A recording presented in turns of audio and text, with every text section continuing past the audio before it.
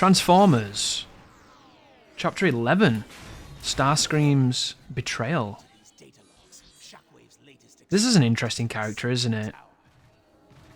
He's easily one of the Transformers with the coolest names.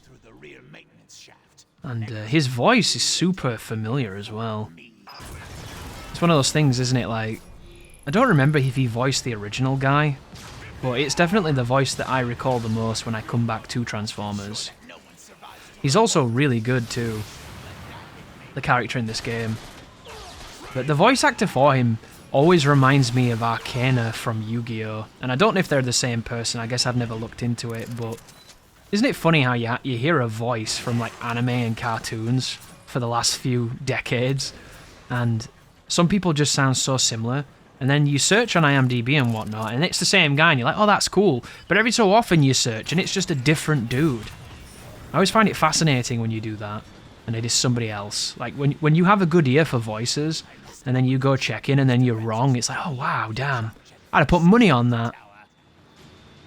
But this is quite a unique level. It's also got kind of squirrely checkpoints too, so be careful and watch out for when you're actually saving and when you're not. And the idea is that you fly to zones, you clear them out, and then you fly to another zone and clear that out, and you do this in sequence until all of these diamonds have been removed. However, if you don't get the checkpoints, you have to fly from the start again, and this sequence can be quite punishing. There's also access to a gun here, I think it's a gun that does it, that turns enemies into friendlies. And it's not a weapon that you see too much in this campaign, and if you do, I didn't find it. But it is quite useful, and quite fun, but sadly, when I picked it up, it had been so long since I picked it up, I forgot what it did.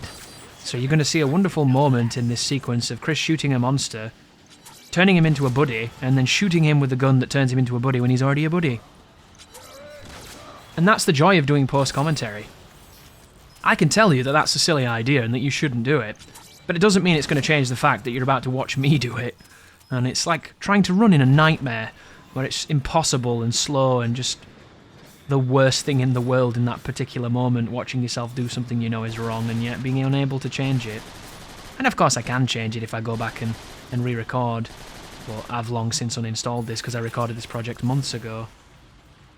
Which is one of the pitfalls of doing it this way as well. I started talking about that earlier on, and then I went off on a tangent, as I often do, because these commentaries are all stream of consciousness, and sometimes my streams aren't exactly the most direct. Sometimes I indeed do cross them like Ghostbusters, and somehow the world survives. But I've tried lots of formats for videos, and I'm always on the lookout to try new formats and discover new workflows and ways of doing it. And it is something that I take a lot of passion in, because sometimes finding a new method is the thing that keeps you sane when, you know, you're not getting the reasons for doing it. Because you see a lot of YouTubers that talk about that, you know, where they talk about the will to make videos. And I always find it really delicious, you know, when people try to tell you how hard they work. And of course, there's the old maxim, the people who are really working hard are too busy working to tell you how hard they're working, and you should always be very wary of people that try to convince you of their work ethic instead of showing it you. But I always find it delicious when people who are successful on YouTube talk about how hard it is to make videos. I just find it so delicious, dude. And I do pull out my violin for it, and I definitely give them a couple of movements, because it really is hard in that moment to empathise at all. Because, do you know the only thing that trumps thinking it's really hard to commit to YouTube to an obscene amount, dedicating a large chunk of your life to this website and to the production of these videos, the only thing that trumps the tale of your success story that was hard is doing the exact same thing without the success. And it's just that simple. Anybody can grind when they're getting rewarded. It's the easiest thing in the world, dude. You put a video out there, you get a ton of views, you make a ton of money. Are you all of a sudden going to go, oh, I can't make videos anymore now, dude, my ass is sore, I'm going to go do something else? You're not going to do that, are you? You're going to go, oh my god, I've hit a bubble right here, this is my opportunity I've been waiting for, and I'm going to capitalise on it. I would argue it's harder to do anything but that in that moment. So to me, that's entirely unimpressive and means nothing. Now, You make the best videos you've ever made, you put the time into them, you do all the grinding, and your video gets no views and makes no money. If you continue then, that means something. Because every single signal you're receiving is telling you to stop. And if you don't, and you commit to that path, you are on a much more difficult path than the rewarding one. And it's the same thing that they say about people, you know, it's like, you really do see the colour of somebody when things aren't going their way. When they start to struggle, when times are hard, you see who someone is. You don't see who someone is when everything is prosperous and great. You don't see who someone is when they're winning. You see who they are and how they handle their losses. And I have a huge pet peeve on that one, ladies and gentlemen, when you see these fucking YouTubers that are living in mansions that make this bottom of the barrel, empty, vapid content that does incredibly good regardless of said quality, and then they want to spend a single moment of their empty fucking day filled with joy and filled with financial gain to tell you how hard it is being them. It really bugs me, that. It bugs me something silly, because it just means fundamentally that they've forgotten just how privileged they are and how lucky they are. And they always say, oh guys, I know I'm lucky, but they don't fucking mean it, do they? Because if they did mean it, they wouldn't be burdening you with it. And that's the thing, let's face it. They're not sitting in front of their fucking PC doing a 4-hour commentary on a game some people have never heard of, that'll never get viewed and probably will get 10,000 views. They're not doing that. Because they don't make content like that, because that's not what sells on this fucking website.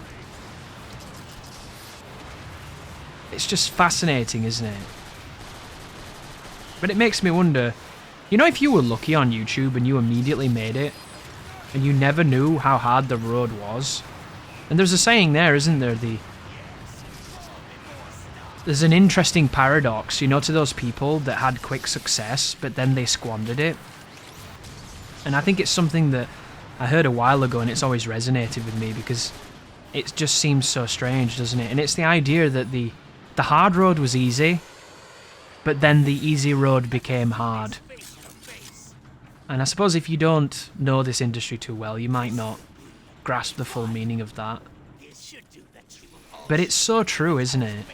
Like, think about it.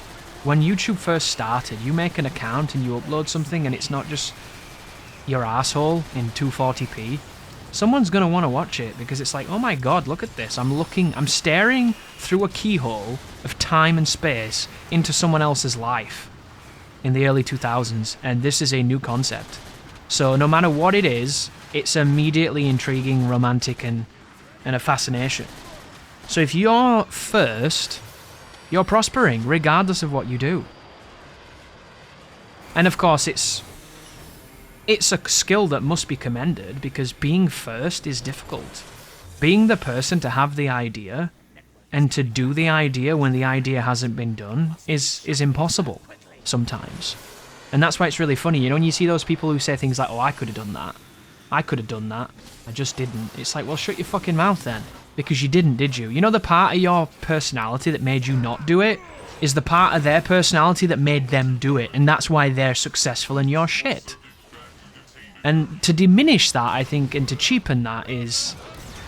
I just think it's shitty. It's really shitty, because there's a difference between being angry that you haven't had success and other people have.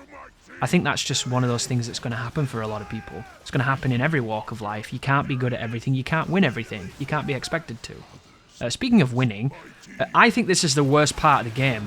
This giant robot with the sword is... I don't know if it's the dino guy from Transformers Devastation, Grimlock or Jaw, or whatever he's called.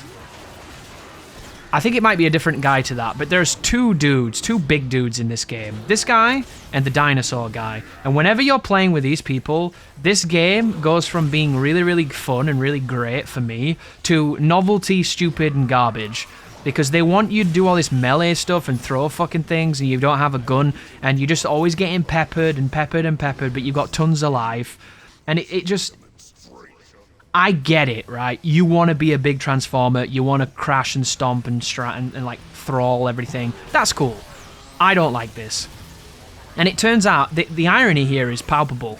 These giant Transformers are way harder to play as than the fucking small guys. Because the small guys have got the mobility, they've got the gun, they've got the range, they can take cover, whereas these dudes, you are a walking hitbox of awkward movement, bad detection, and there's a million little ants pecking at your ankles the whole time. The whole thing is really frustrating. But even said, it's not too bad. I could do without these sequences at all. They're not for me. And I know, I can already tell, if I was a kid and I was playing these moments, these would be my favourite. Because you've got a giant sword, you're grabbing dudes and tearing them apart, it's a big old power fantasy, but on a run such as this, it's the opposite of what I'm looking for, so admittedly my opinions are going to be quite harsh. Super harsh, in fact. But I can't really finish that topic that I was talking about, because I don't have the time. But it is interesting, isn't it, that if you had the foresight to start YouTube when it was first blowing up, you didn't really need acumen or aptitude or any true skill at all. You just needed to be there, and you needed to have just that moment, that epiphany of, what if I engage with this medium? That would be really cool.